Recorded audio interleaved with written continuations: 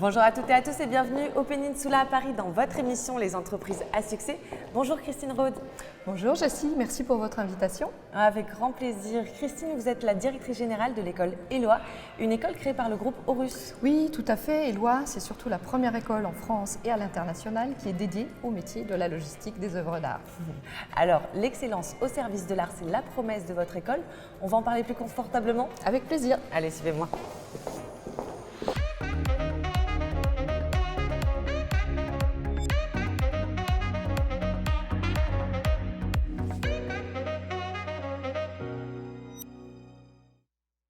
Christine, les entreprises du groupe Horus sont au final très peu connues du grand public et pourtant elles sont au cœur de tous les grands projets d'exposition internationale et de conservation des œuvres d'art. Alors est-ce que vous pourriez un peu nous présenter ce groupe? Le groupe Horus est le leader mondial de la logistique des œuvres d'art.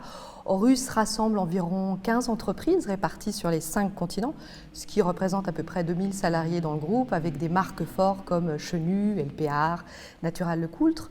L'ensemble de ces sociétés ont toutes un point commun, celui d'offrir un service premium sur la manipulation, l'emballage, le transport, le stockage et la conservation des œuvres d'art. C'est justement les métiers d'experts que vous proposez. 2 métiers d'experts au cœur de la logistique des œuvres d'art, celui d'emballeur-installateur d'œuvres d'art et celui de chef de projet logistique. Le premier, donc celui d'emballeur-installateur d'œuvres d'art, c'est finalement la personne qui va concevoir et construire l'emballage dédié de manière à s'assurer que le transport se passe dans les meilleures des conditions pour l'œuvre concernée. Donc là, il y a une responsabilité très importante qui est confiée à l'installateur emballeur d'œuvres d'art. Et puis le second métier, celui de chef de projet. Donc ce sont les personnes qui vont coordonner le trajet, le mouvement des œuvres d'art et qui vont être en charge, comme un chef d'orchestre finalement, de coordonner l'ensemble des étapes nécessaires et puis évidemment l'ensemble des acteurs qui vont intervenir sur cette opération du clou à clou. Donc on l'a bien compris, vous avez besoin de tout un tas d'experts pour pouvoir gérer tout ça. Et grâce à l'école Eloi, vous formez vous-même vos experts. Donc quels sont les diplômes que vous proposez et quels sont les programmes pédagogiques qu'on peut retrouver au sein de l'école d'Eloi? Alors nous proposons 2 diplômes en alternance. Le diplôme d'emballeur-installateur d'œuvres d'art et celui de chef de projet logistique. Ce sont 2 diplômes en 2 ans avec un rythme d'alternance de 3 semaines en entreprise, donc principalement dans les sociétés du groupe Horus, et 1 semaine au sein du centre de formation Eloi.